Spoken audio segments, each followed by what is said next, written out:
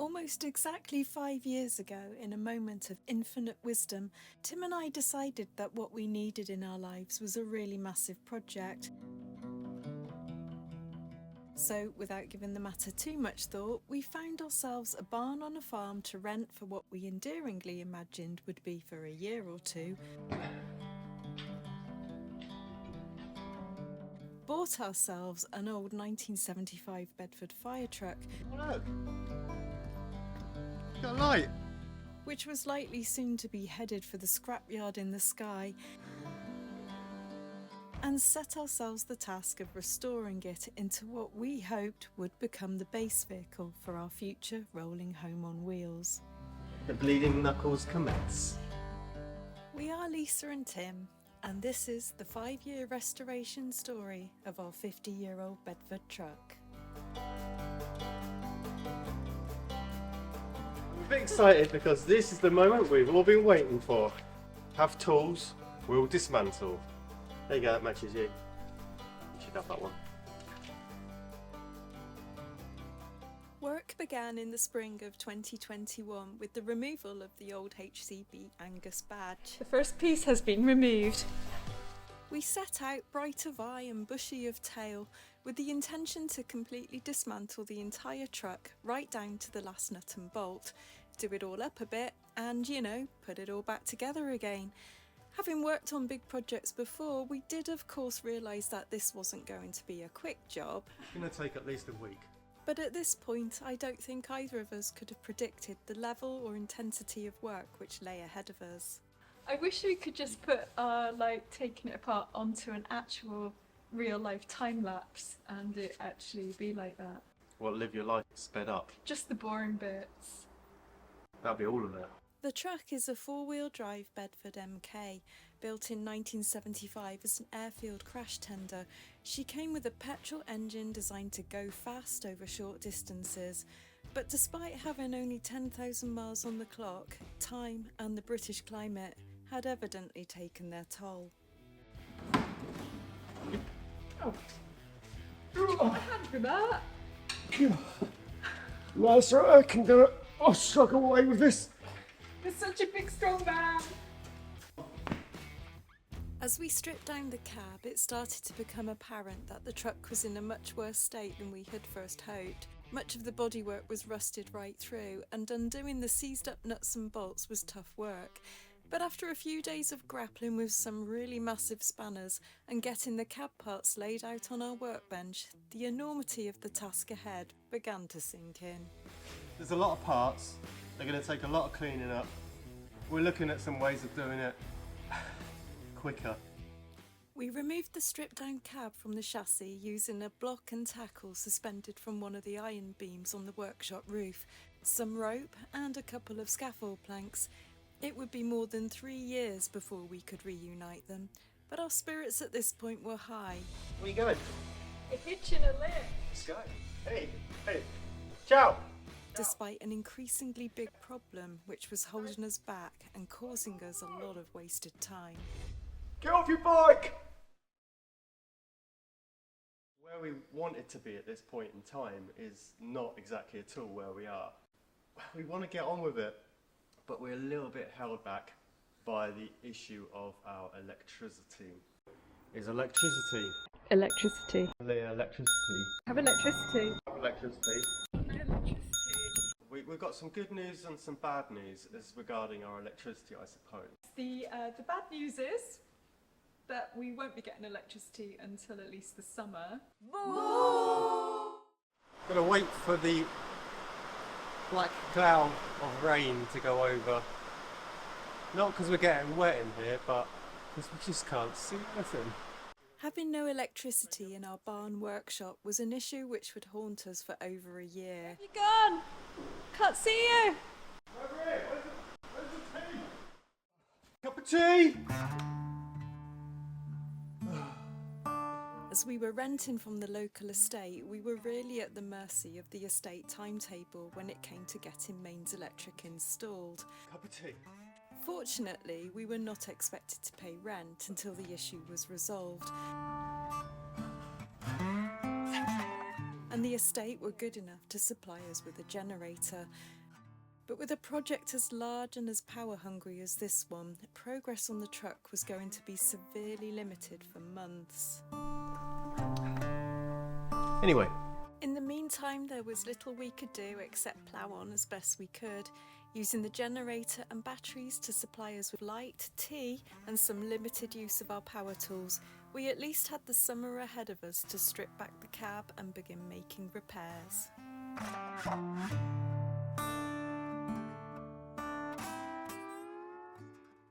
Do some welding. Let's go. Oh, big holes.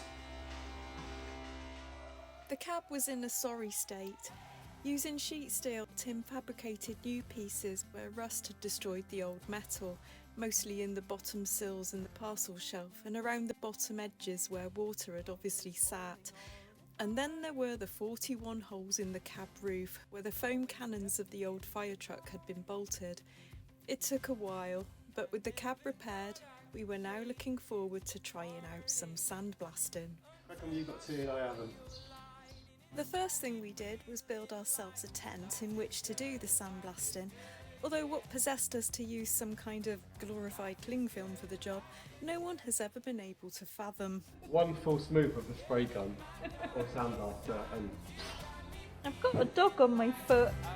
But so it was with the cling film tent wafting delicately in the breeze that Tim set about the task of grinding off the rest of the old paint and taking the cab down to the bare metal.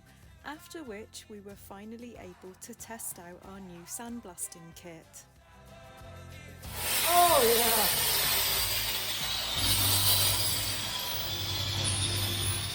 Oh, sandblasting, sandblasting. How we loved it in those early halcyon days of yore, our innocent selves having no concept of the years of woe stretching ahead. So enamoured we were by the indisputably fabulous job it did in prepping the metal for paint. Sandblasting was, without a doubt, the single most effective tool we had at our disposal when it came to restoring this old truck. And it worked like a dream, on everything. The downside, of course, was that it was hard, tough, dirty work. But despite Tim's doubts... I'll just leave her in there. See how long she lasts. I would in fact last a very long time, as you will see. Certainly I lasted a great deal longer than that stupid cling film tent. R.I.P. After the storm, we rebuilt the tent with some slightly more durable materials, including an extractor fan which Tim had found in a skip at Falmouth University 6 years earlier, and we strapped ourselves in for the long haul.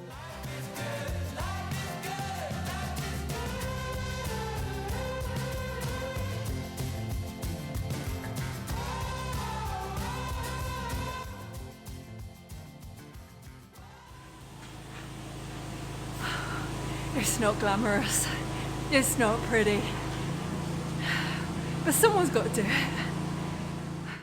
With summer in full swing, we were fortunate enough to be able to wash ourselves down at the local beach at the end of the dusty days. But summer's days were numbered, and as autumn and winter approached, the race was on to get the cab finished before the weather turned too cold to paint. First to go on was the epoxy primer, and super happy we were to have the cab safely out of its bare metal. In our Cornish climate, the salty, misty air can cause rust to bloom in as little as 24 hours, and our workshop barn, fantastic big space though it is, offers minimal protection. Then came filler and sanding. So much sanding. I mean really, so much sanding. Sanding's boring. Why did we do it? I don't know. We've often been asked why we bothered, but the real reason, I suppose, is that this is what happens when you have two artists restoring a truck. We just really, really wanted it to look lovely. And the paint job we had planned for it was going to need a really good base. And that is simply the answer to that question. Of course, that doesn't mean that we didn't constantly question our life choices. I reckon if you worked faster, like put yourself back on time lapse, you could probably do it in a couple of days. Days?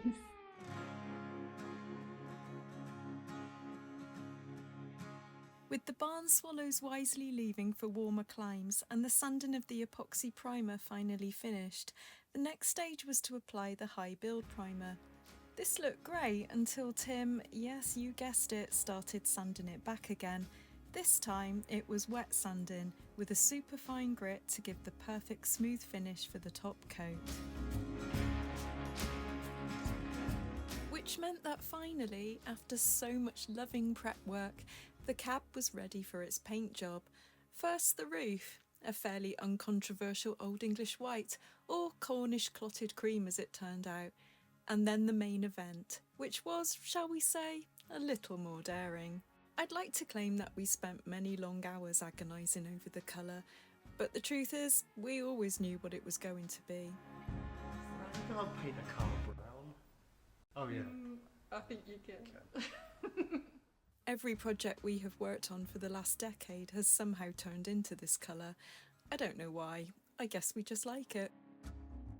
That doesn't mean we weren't a little nervous, however. We're a little bit anxious this morning, aren't we? Yeah, should be really excited, but we're having colour anxiety because what we've chosen is a pretty horrible colour. It's the only colour that's known to devalue a car. We needn't have worried. By the time Tim had painted the interior and started on the exterior, we were already in love with the colour. It looks marvellous! It's so shiny. And I can honestly say that we have never regretted or questioned our choice for a single moment since. I guess that brown is just us. Do you want to lick my stick? I think we should get all the plastic off of this. Do a little bit of an unveiling. It was a good time. After months of work, we were finally able to call something finished. It was a small win looking back, but after a long first year, we had managed to get the cab completed to a really high standard, so we were feeling pretty pleased with ourselves. And of course, this had all been done without the benefit of mains electric, something which, with winter now closing in fast, was beginning to hamper our hope of future progress considerably. Fortunately, that was soon about to change.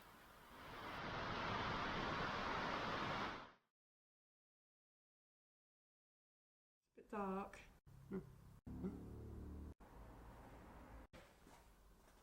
At last! You come tearing through my life like a tornado, coming on hotter than a big potato. Just spin me around and see you later. Wanna hate it, but another instead. I wanna hate it, but another instead.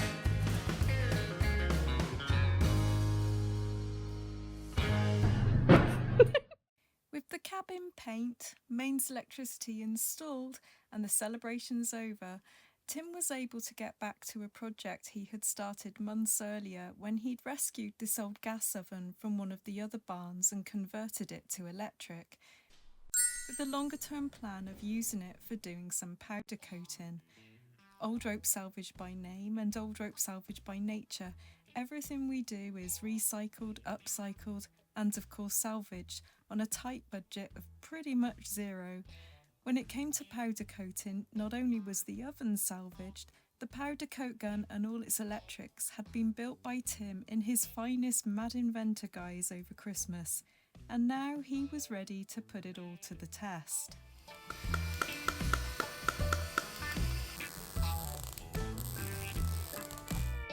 Unable to do much else during the cold, damp months of winter, powder coating gave us the ability to keep on working. We started with some of the parts from the cab, window trims and brackets, the cover from the dashboard instrument panel, the foot pedals, and a load of other random bits and pieces, and we chose black, silver and gold colours to play with. Of course, we had to sandblast everything first, which was becoming less fun in the freezing cold temperatures of January. You right there, my love? It's starting to get dark! It's like a beach in here. It's great, it's a sand dune. Oh my god, I'm dying. You got condensation in the inside of your goggles. Do you want a cup of tea? But our very DIY setup next to the warmth of the oven, which remained on for long hours baking all the delicious parts to shiny perfection, kept the frostbite from our chilly fingers. The results when they came in were a revelation. Chrome effect silver and the gold in particular were fun to do, and the whole process was so much quicker and easier than if we'd painted everything. Clearly, this was the way to go, and everything that we could fit in the oven would be powder coated from then on, even the occasional random spanner. Winter dragged on that year, as it always does when you need better weather to get stuff done, but we occupied ourselves with boring but necessary jobs like soundproofing the cab. We used Kilmat for this job, cutting out the pieces to fit in all the hard-to-reach places and rolling it flat, a task which looked easy enough but turned out to be surprisingly tough. Yeah, it's cool, but I can see the novelty of this is going to wear off really quickly. The results were decent enough though, transforming our rattly metal box into a slightly less rattly and a bit more muffly metal box. Afterwards, Tim added a couple of wooden battens across the roof ceiling, another far more complex task than we had first anticipated. And actually just the precursor to a far more difficult but exciting project we had planned for the cab for the near future. Safe to say, we were all really looking forward to that. Spring eventually rolled around again, and with it the lengthening days and increasing temperatures meant that we were finally able to start another task, which we'd been looking forward to trying out for some time. Right. First of all, let's get the kettle on. Metal plating. After taking apart the cab, we had boxed and bagged hundreds if not thousands of nuts, bolts, washers, basically an absolute shed load of various small bits and pieces which we really needed to try and save. We intend to do every single nut, bolt, bracket, washer, everything on the whole truck. As finding replacements for this 50-year-old vehicle would likely be an impossible nightmare. And nobody wants that. We bought a kit which included all the various chemicals, some zinc and nickel anodes, brighteners, gold and silver passivates, and of course instructions from Gatteris Electroplating in the UK. And a meticulously planned workstation of buckets was set up in our workshop, all ready to make some alchemy. The electric buzz of the zinc, nickel and even copper plating would become the background hum of our workshop for months. And like everything, it was labour intensive, with not only the plating itself but every individual tiny metal piece going through a meticulous chemical clean and some serious buffing on the wire wheel. Tim's fingertips certainly took a few shreddings. How we managed to keep track of everything was a little miracle of careful labelling, and the results were undoubtedly worth it, ultimately saving us time and money and producing what really did seem like alchemy magic.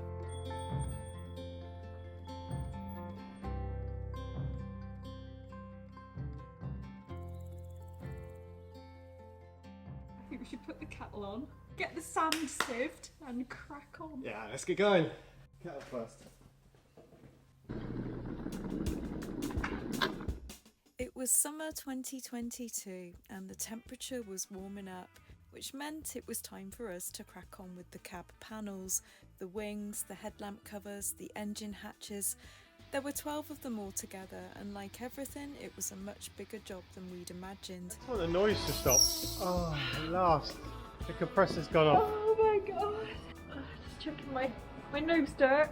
Sorry, Mum. Of course, they all had to be sandblasted and repaired, welded, filled, sanded again, and probably again, a few more times.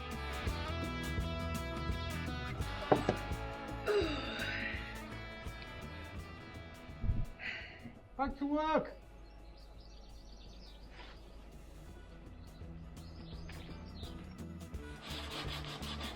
You're probably getting the idea by now. There is, apparently, a lot of prep work involved to get that perfect paint finish.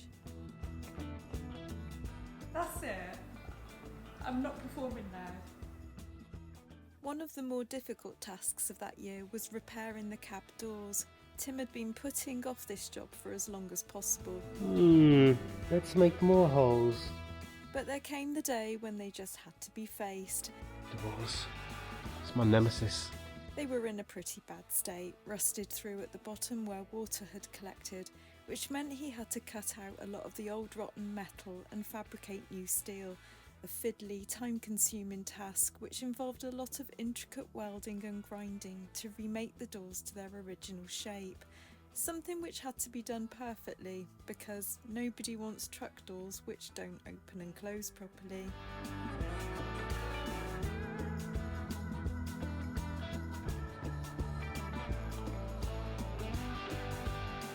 And of course, after the repair work, there came the sandblasting. More sandblasting, and a bit more. Just when you think it's all over. Followed by epoxy primer, some filling, some more sanding. I've got one very fit arm. High build primer, a load more sanding, all those panels. It went on and on and on. So much so that we devised a tick list just so we could keep track of our progress. Those little ticks, they went a long way towards boosting our flagging morale that summer. Sandblasting's done! Oh my god! I'm so happy.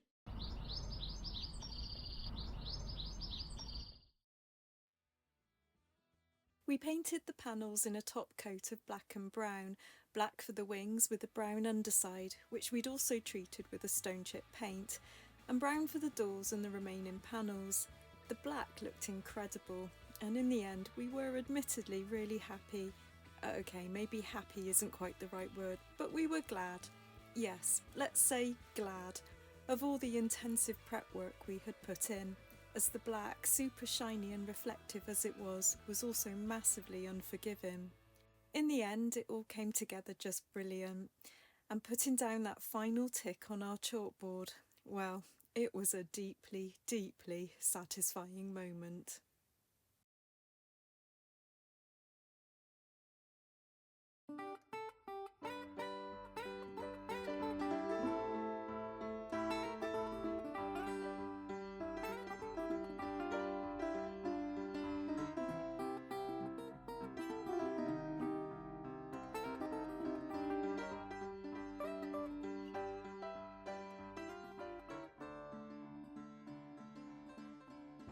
Earlier in the video you may remember me mentioning that we had a big project planned for the cab, a big, creative and probably ill-advised side quest if you will, which we had most likely dreamed up after one too many paint fumes. You see, we had a dream, and that dream was not just to restore this old rust bucket of an ancient truck, but to transform it into something beautiful. Our home, of course, eventually. Basically, we wanted to make a headliner, and so the idea for the world's greatest headliner, made from oak salvaged from the keel of a boat which was reputedly at the Dunkirk landings, was conceived. This idea, brilliant though it was, would of course take a really long time to come to fruition.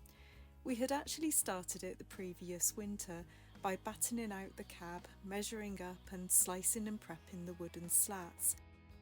They had to be really thin, partly to keep it lightweight and partly because they would have to be carefully bent to fit the curve of the roof.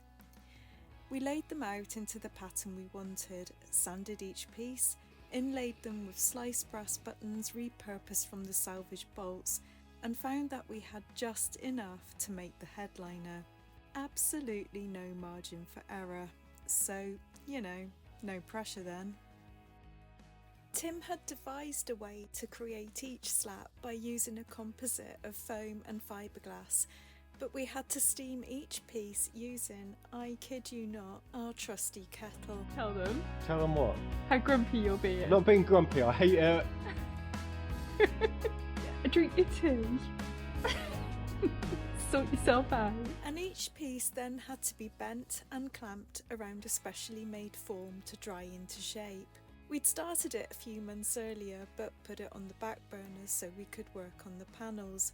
But now, with the slats all individually cut and bent and glued and shaped, we were excited to get it installed in the cab and find out if the grand idea was actually going to work.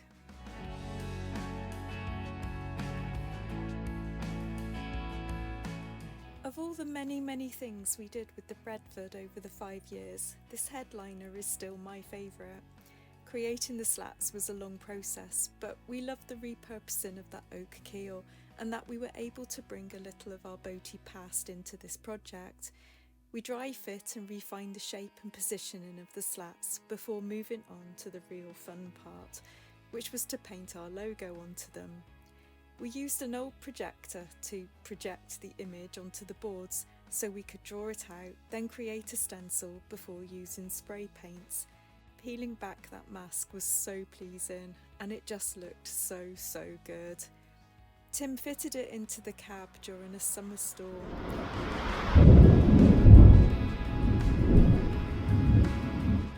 And we finished it off by sealing it all in with varnish.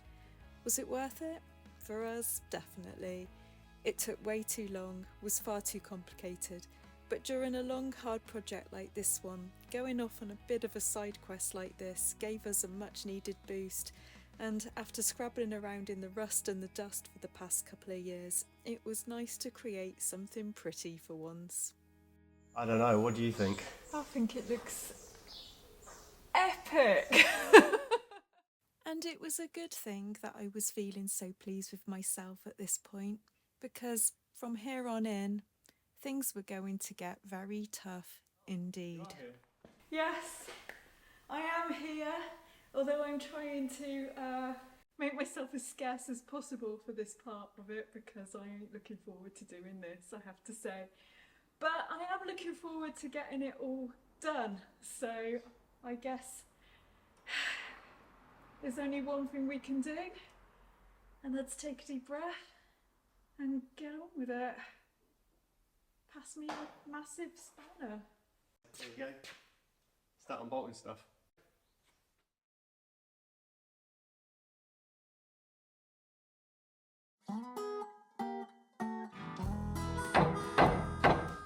I was really apprehensive about taking apart the chassis, Tim less so. Oh, it's gonna be a heavy truck, isn't it? He was eager for the new challenge. Alright, it's a little one. It's the baby one out. It must be an Aberdeen Angus thing. Aberdeen, it's not a cow. Oh, a cow. But this was now so far out of my comfort zone that my comfort zone was but a distant memory. It's like Lauren and Hardy to take apart a car. Have you got a bigger hammer? Barely even a blip on a horizon I had last glimpsed somewhere at the back end of 2020, when I had signed up for this project. Right, now can I have my cup of tea? We were taking everything apart, everything, down to the very last nut and bolt. And the thought of having this massive old truck lying everywhere in its thousands of individual pieces was making me very nervous indeed. There was no doubt that this whole stage of the project was now entirely in Tim's hands. Lovely job. Monkeys at the zoo, innit? Which meant that I was going to have to learn to relinquish control and trust his process. There's got a lot more air inside it. What do you think? Should I get you a spanner? With all of the heavy running gear removed, there was just the engine, the big 6-cylinder, twin-carb, giant Bedford-built engine, to somehow lift out of the chassis. To do this, we needed to use our ingenuity as much as our muscles, so we rigged up our block and tackle to the iron beams which were holding up the workshop roof and strapped the chains around the engine. It was the hottest day of the summer. I am not complaining about the heat. Just saying, it's lovely and warm. Hey. And our old block and tackle was not the smoothest. You're under crackers. But somehow we got the job done, with only one or two almost mishaps along the way.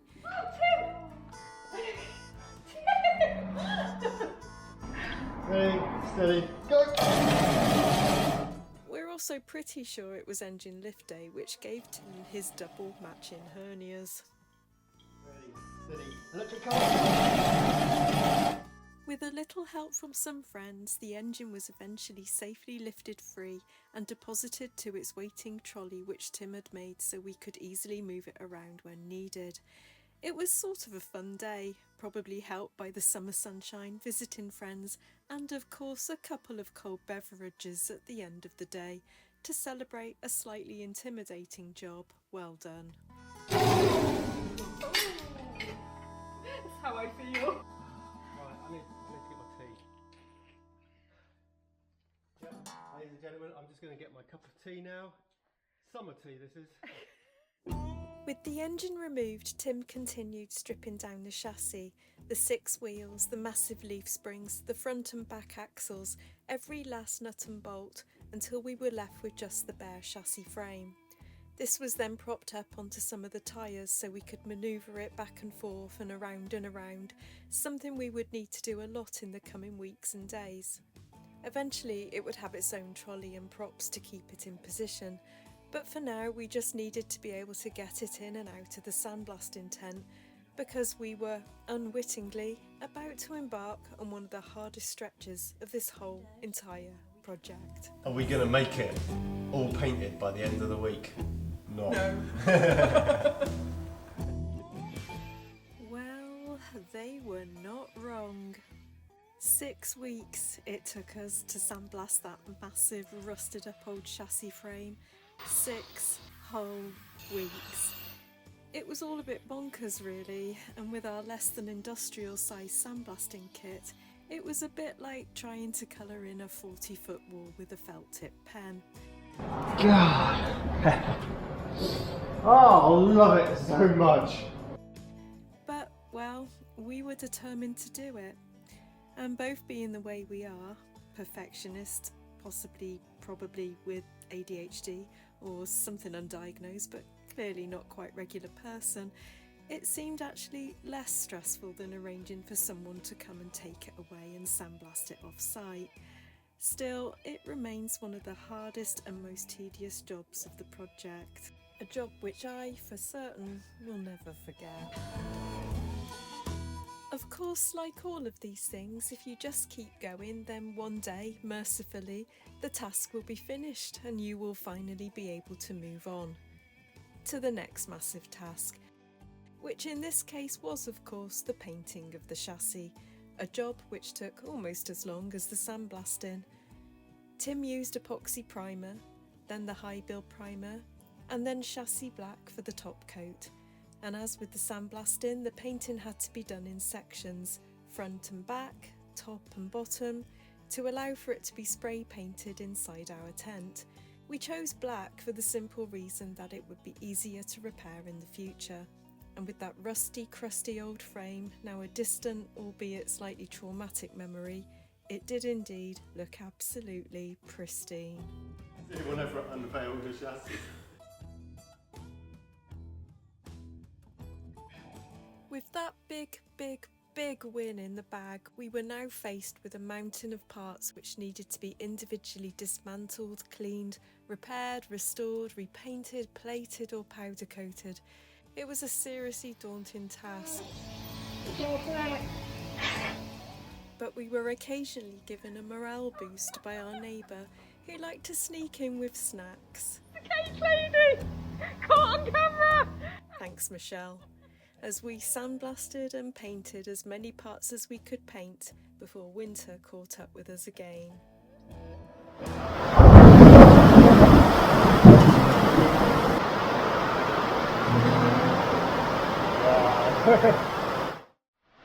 Winter in the workshop had now become a yearly challenge for us. Always cold, always damp, always dark. Got the weirdest thing I've found in the bottom of a petrol tank before.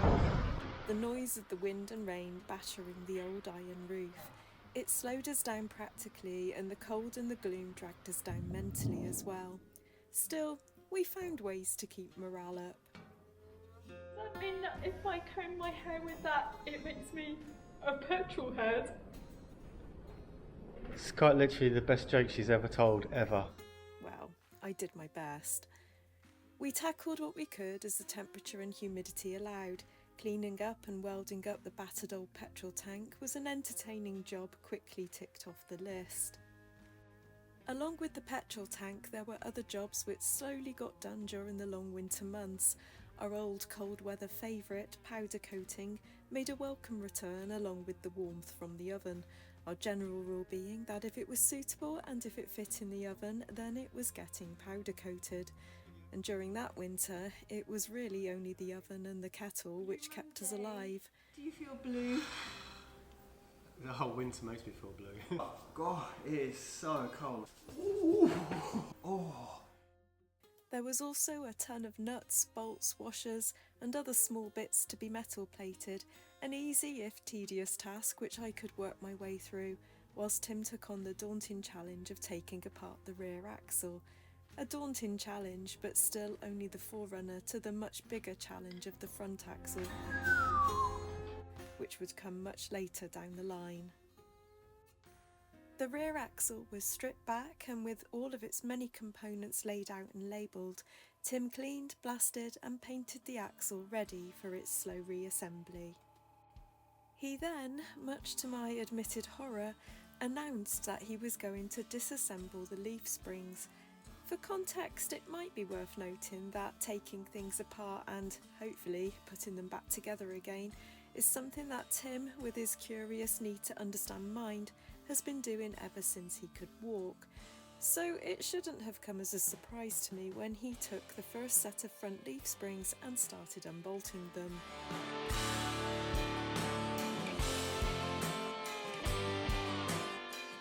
Each individual leaf is incredibly heavy, and we did consider whether we should or could reduce their size, as clearly our future house truck was not going to be as heavy as the original fire engine. But in the spirit of restoring first and modifying later, we decided to keep them as was. So Tim cleaned, grinded, blasted, oiled and painted the first set before bolting them back into place on the chassis. So it was, by the end of our third winter, we were able to get our first glimpse into what this truck might look like when it was built. It had been a long and difficult winter, and we were now further behind schedule than ever. Was there a schedule? Had there ever been a schedule? At this point, we just laughed in the face of schedules. So when we returned to the workshop in April 2023 after an unscheduled but necessary break, it was with a renewed sense of urgency, and with the summer ahead we committed ourselves to tackling all of the big, heavy, hard, dirty work of restoring all of the massive parts of this old Bedford. Leaving most of that fun stuff to Tim, I got on with yet more plating, expanding my skill set from zinc to nickel and even copper. I think I might strip off some of the zinc plating and redo them in this, because it looks so good. No, you won't. It seemed unending, but bit by tiny bit, we were beginning to see the fruits of our combined efforts taking shape. So, powder coated backing plates, all the bits and pieces, all the bolts have been cleaned up, and this bit here, it's the half shaft with the bolts in it, and they've all been nickel plated. As the summer of 2023 wore on, the huge pile of filthy, greasy, rusted up old truck parts on the workshop floor gradually started to shrink. The transfer box, looking suspiciously like a robot dog head from the future, was given the full makeover treatment and reassembled with all of its restored parts. The big air tank likewise was cleaned up, sandblasted and painted using yet another creative solution to suit its unique painting challenge, before it too was reinstalled back to its rightful place on the chassis frame. Throughout all of this, I tried to keep track of all these confusingly moving parts by creating a handy chart on our blackboard. I'm trying to keep up. It's hard.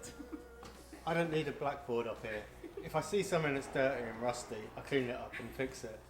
But in the end, I think it only served to confuse me further. Close to getting it finished. I'm just trying to keep them informed. He's naked now. Sorry about that. Behind the banter and the light-hearted moments, The slog of sandblasting our way through all of the big, heavy, rusted up truck parts was beginning to show.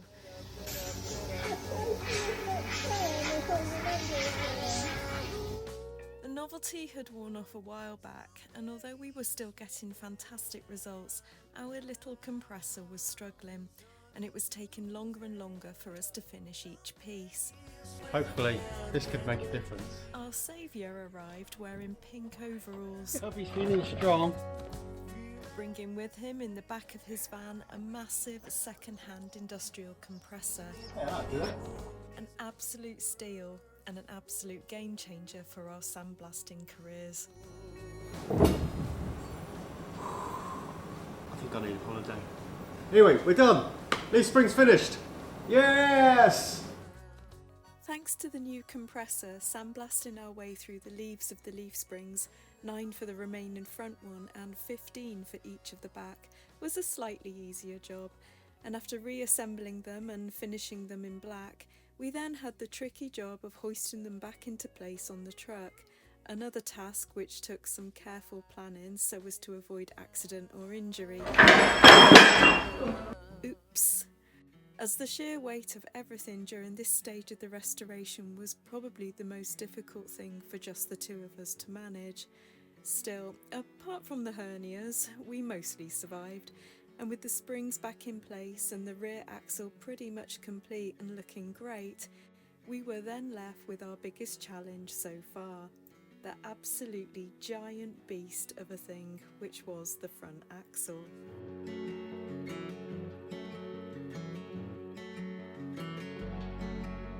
Just removing it from the truck and getting it safely into the sandblasting tent was challenge enough.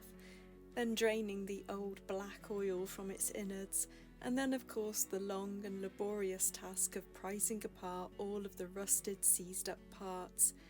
Taking it apart piece by piece and laying it all out on the workbench did at least make us appreciate just how much work we were putting into this restoration. Some questions of life choices may have been raised. Again, would it be worth it? To find that out, we just had to keep going. The axle was sandblasted, of course, then primed and painted before being wheeled back out of the tent and bolted back onto the truck. With the radiator also back in place and everything else we had worked through and finished over the last year, the old truck chassis was beginning to look like brand new. A gleaming carriage of gold and silver. Over on the workbench, however, where all of the many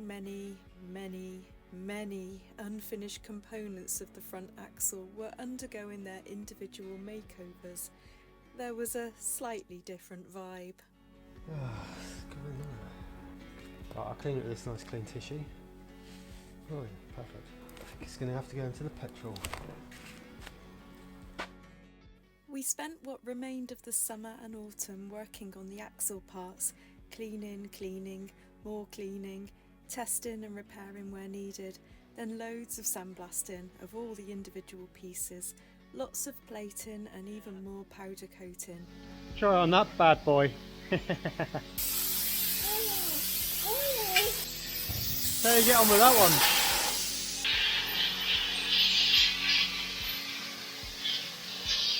She's loving it. It took weeks and weeks of work to grind our way through the long list of things to do, but bit by bit the workbench began to transform from a pile of grubby metal to a fabulous pile of shiny delights. By the time all of those pieces were bolted back into place on the axle, the truck was looking mighty fine indeed. It was an absolutely mammoth achievement and we were feeling pretty good about it all. But of course, winter was closing in once more, and lying in wait there, unexpectedly threatening to take us and the whole project down with it, was our most difficult challenge to date. Good luck. Thanks.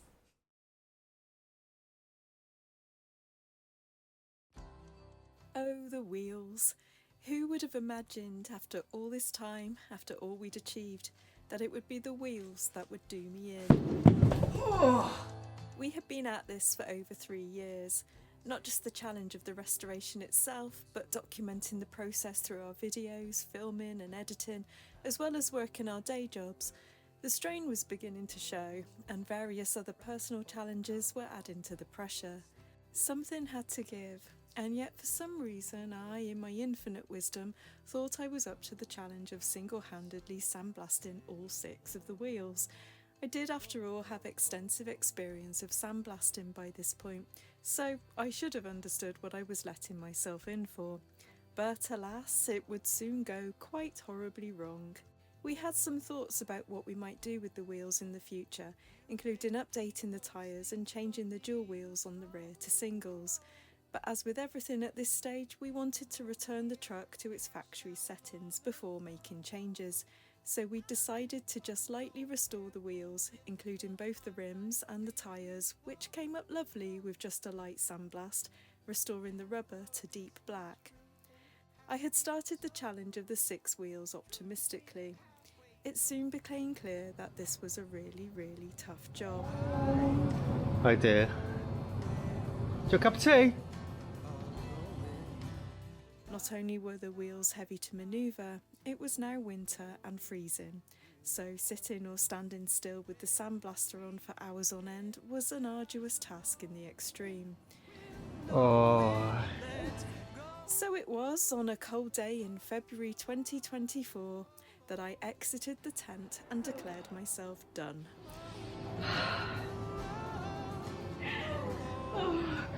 I'm sorry about this. I was burned out physically and mentally, and I needed a break. Quite a long one as it happened, and no more sandblasting. Ever. I limped on for a while longer, lining the tyres and generally hanging around, while Tim got on with finishing the sandblasting and all of the mechanics on the wheels, then powder coating the heavy brake drums, and finally hanging the wheels themselves. It looked amazing. But at the end of that February, I exited the workshop and I wouldn't return for several months, leaving Tim to carry on alone. Bye. To be fair, he didn't seem too sad about it. Hello, and welcome back to the old... what we called? Old... Good start, Tim. Good start. With me now gone from the project, things were a bit different in the workshop, as Tim found himself having to tackle some of the less exciting parts of the truck restoration by himself, the biggest and most challenging of which was the replacement of the entire air and brake system, all 125 feet of it. And with me no longer around to supervise, not only was the banter of a lower quality, health and safety also, apparently, was taking a bit of a hit. Ow. Can't leave him alone for 2 minutes. Better fill in the injury book. It would have been all too easy to replace the old and corroded metal pipes with modern plastic, but aesthetically not really in keeping with this old vehicle. So the challenge was to replicate the old pipes in new metal. Using Cooper nickel pipes to replace the old lines, it was all a bit of a tangled mess, but it didn't take him too long to figure out how to tackle it, and with the aid of a fancy flaring kit and some new pipe benders, he created the new lines without too much difficulty. And judging by the end result, the time spent was undoubtedly worth it. Well, a bunch of boys come in right after midnight. Tim was now at that point in the project where he finally had to face the engine. Whoa, that is heavy. We had given a lot of thought about what we were going to do with the engine, and it was, without a doubt, the thing we got the most questions and criticisms on during the course of the restoration. It's a pretty basic Bedford-built 6-cylinder twin-carb petrol engine, and the main criticism was that, being petrol, it was going to be incredibly expensive to run. That's really good. I should be happy. I am happy. Now, we are, of course, aware of this, but as we said many times, restore first, modify later. Even so, sticking with the petrol engine even temporarily was so controversial. But crucially, we didn't have an alternative to hand, and we needed to crack on. Tim stripped down all of the ancillary parts, inspected, cleaned and fixed. Should be a little bit easier now to take them apart and have a good look at them. He did a compression check, put a bore scope down the spark plugs, checked the fuel pump, alternator and clutch, removed the oil pan and the big end bearing clips, replaced gaskets and did a full service. He even managed to contact a previous owner who confirmed what he suspected all along, that the engine had in fact had a recent full restoration. With all of that done, Tim then made another controversial move by painting the engine white, or vintage cream to be precise. He painted the engine, powder coated some of the smaller parts, and then used heat-resistant Cerakote paint in gold, no less, on the heat-sensitive parts like the manifold. With all of that, plus the silver detailing, well, it looked proper nice and vintage. We still very much intend to replace it eventually, but that decision will be made much later down the road, probably after we finish building the accommodation box.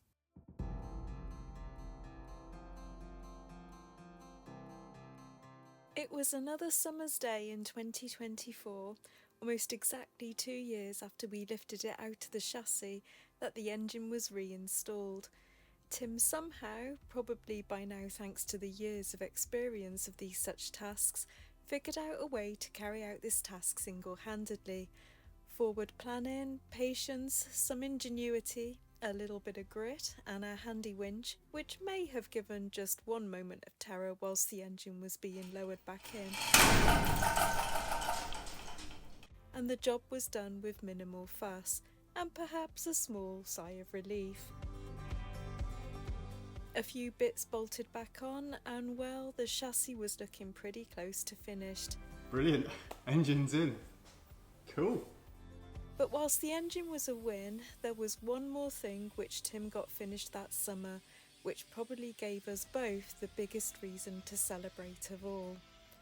After all those months and years, the pain, the grit, the acres of dust, the dry throats and the stinging eyes, the pain, the torment, it was all suddenly, one wonderful day, over.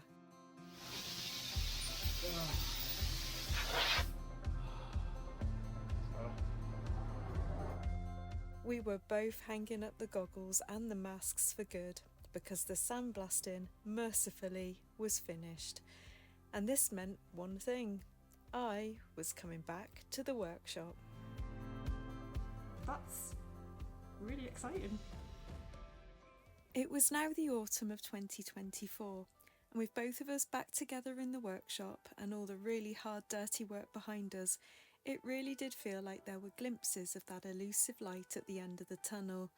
As with all massive projects, however, there was a very long tail attached to this beast. Our goal for this year was to reunite the cab with the chassis, and with the last big pieces now bolted back in place on the chassis, we were finally able to drag the cab out from its corner in the workshop, give it a really good clean, and then go through the process of flatting and polishing the paintwork. This was a bit of a nerve-wracking job, taking yet another piece of sandpaper and rubbing back the paint, again.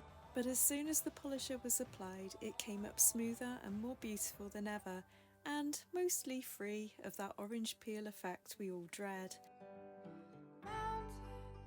We were then able to carpet the inside of the cab.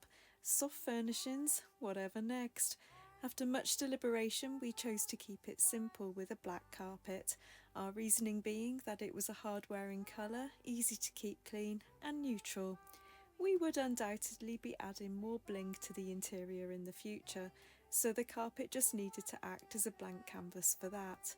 It felt really good to get that carpet in. That was quite hard work, but the results are pretty good. A big signal indeed that we really were over the hardest stretch of the restoration. There was now just one thing standing between the cab and the chassis, and that was of course the engine.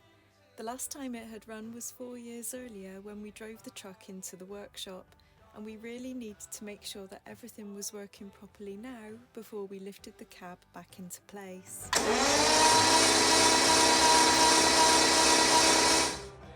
First things first, we had to fill up with water. Why don't they get a hose pipe? That'd make it quicker. Always a challenge without a tap, but we were used to improvising by now. We weren't too surprised to find we had a few drips springing from various places. It's gonna be one of them days, isn't it? Nothing too serious, we hoped, as we dealt with them one at a time. What came as more of a surprise was this.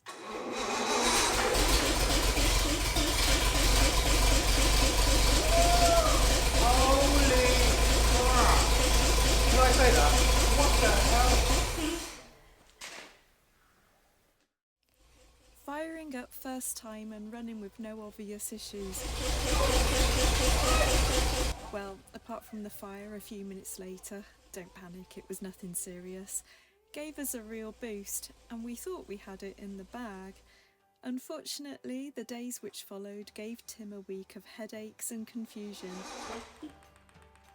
as he struggled with radiator leaks, oil leaks, misfires, no fires, thankfully no more actual fires, and a myriad of other head-scratching problems. Like deja vu here. Cub's going back on.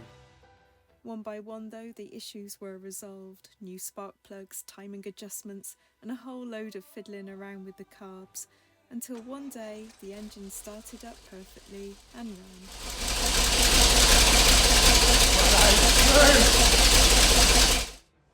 It felt like an amazing achievement, and so good to hear that engine running again. It also meant, of course, that after all these years, we were finally ready to reunite the cab with the chassis. How was it possible that a whole 4 years had passed since we removed the cab from the chassis? By the summer of 2024, we felt like we had been waiting a very long time to find out what this restored truck was actually going to look like. So this was a very big day indeed. Of course, the stakes were a lot higher now. Back then, a few knocks and scuffs weren't that big a deal. But now, with our beautifully polished paintwork, we were going to have to be a lot more careful with the planning and lifting. It was a big operation, which involved some perfectly balanced framework and a generous amount of padding. Of course, we had every confidence that everything would be just fine. Everything's going to go super smoothly. Definitely. As always, our biggest challenge was manoeuvring things around. We could only really have the winch in one location in the workshop, so first we had to lift the cab high enough, then we had to wheel the chassis inch by inch into perfect position underneath it. Get out, rest for a second. Rest. And then of course the trickiest part of all, carefully lowering the cab gently back into place. Pretty sure I said gently. Oh, that winch. Well, a change of underwear and some deep breathing exercises later, and all was well. In fact, that 2-inch drop probably helped us out, because by some small miracle, everything just sort of slotted perfectly back into place. I think we deserved a nice, fresh cup of tea. By this time, I think I had used the phrase, "it's all starting to come together now," so many times that I wasn't sure who I was trying to convince anymore. Myself, probably. But by now, it really was, I promise, all starting to come together now. Tim was having a great time fitting back all of those parts which we had restored over the years, and enjoying the sight of seeing it all, well, like I said, all come together. We then, one tricky day, got super lucky when Nick, who had helped us out so many times already, agreed to go full Lisa stunt double and helped him fit the rear window. We hadn't anticipated this being such an incredibly difficult job, but we were reusing the original window rubbers, and despite giving them the absolute best softening treatments we could find outside a spa hotel, Fitting that window took some pretty heavy-duty elbow grease. It's a struggle. Well, after a bit of wrestling, we all got there in the end. Although fair to say, we probably still owe Nick a pasty or two for that. That is a window and a captive. He must be so regretting this. Just don't mention the front window to him just yet. As it happened, Nick's services were engaged again when it came to fitting the truck doors.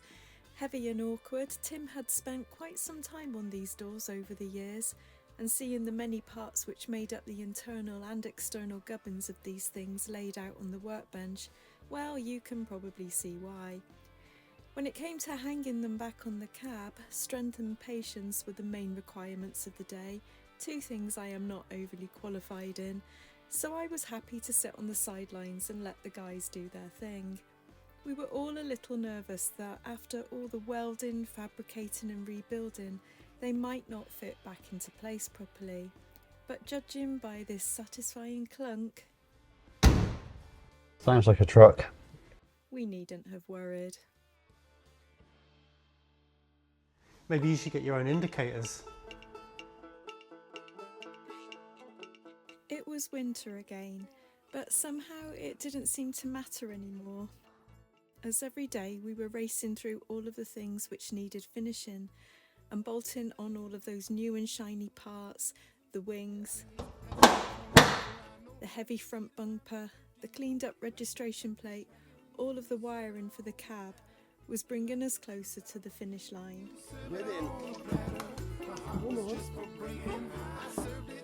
Nick returned again for the fitting of the front window, so more pasties owed. A job we were all a bit nervous about given the high stakes involved with something so big, heavy, fragile and possibly irreplaceable. And for a good few minutes it looked like it was going to be a really tough job. But as soon as that first corner was rounded, the rest of it just seemed to fall into place. As long as it goes plop and not bang. Much to the relief and amazement of everyone involved. No way. It's like a little miracle. With all the windows safely installed and the electrics wired back in, we were able to test the lights. Yeah, I don't know which one's the main beam. Oh, yeah? yeah. And the horn, Oh my! which everybody and his dog within a 5-mile radius also heard. Who jumps? Are you making a big fuss? Are you making a big fuss? We even installed a couple of lights of our own, which Tim had been hoarding for years, especially for this very day. It was all looking, sounding and working great, and more importantly, That's the sun. we had made it through another winter. Well, what have we done on the sticking list? You would even be forgiven for thinking that we were done, but alas, there was this thing we were now fondly calling our sticking list, a long, long list of fiddly, unseen bits which seemed small but prove incredibly difficult to resolve, and this was taking time.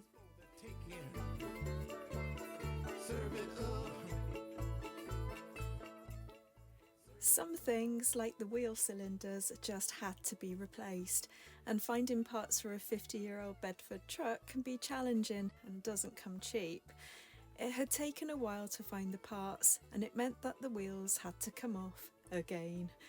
Tim had also found a vintage lorry expert based in Manchester, who proved to be an incredible resource in helping us track down some of the many missing parts we needed to finish the truck, including, crucially, a new master cylinder. These were expensive, but our guy managed to get us one for a really good price. It took some time, but eventually a package arrived from Cliff, That's what I have here. containing almost all of the things we had been missing. Unpacking that box was a very good day indeed. A new master cylinder. All that was left after that then was to fill her up with a vast amount of oils, a simple enough task which still took a whole day to complete. What a day. And then, suddenly, just like that, we were done. I think I ran out of jobs. kind of in essence, I think that means that the truck's actually finished. You might need to put the grill on first. Oh. Well, almost. There's always something, isn't there?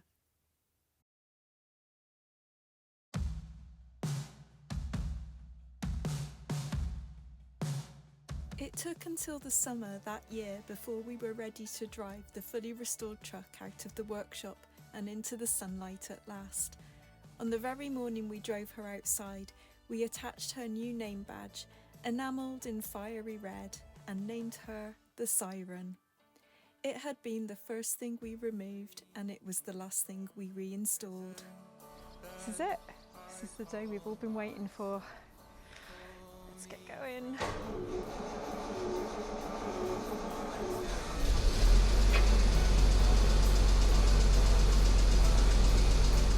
It was actually an unexpectedly emotional experience. At least it was once we lost our nerves, seeing her gleaming in the sunlight, looking absolutely beautiful in her vintage colours.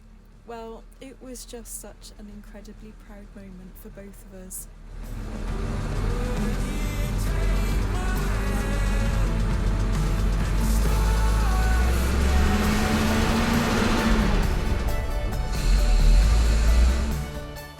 Those 5 years had been such a massive undertaking, a huge commitment to this crazy big project. There had been so many highs and lows along the road. Our relationship had been tested, and we had learned so much about ourselves and each other. There had been times when we had thought of quitting, but somehow we always kept going, and now here we were, finally done. Except for one windscreen wiper, which we still haven't replaced several months later. Watch this space, we'll get there. This is the first time we'll be in.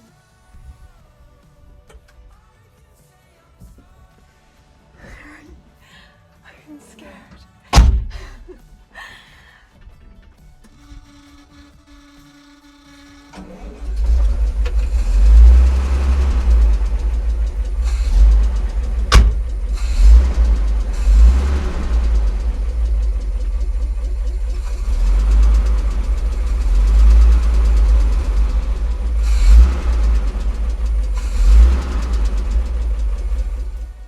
Returning to the Bedford truck in the near future, when we'll be building the accommodation box on the back and converting this vintage beauty into the rolling home on wheels we've long been dreaming of. Until then, you might forgive us for just taking a moment to bask in the satisfaction that completing the restoration has given us. Would we do it again? Absolutely not. Any regrets? None. I was really close to the camera.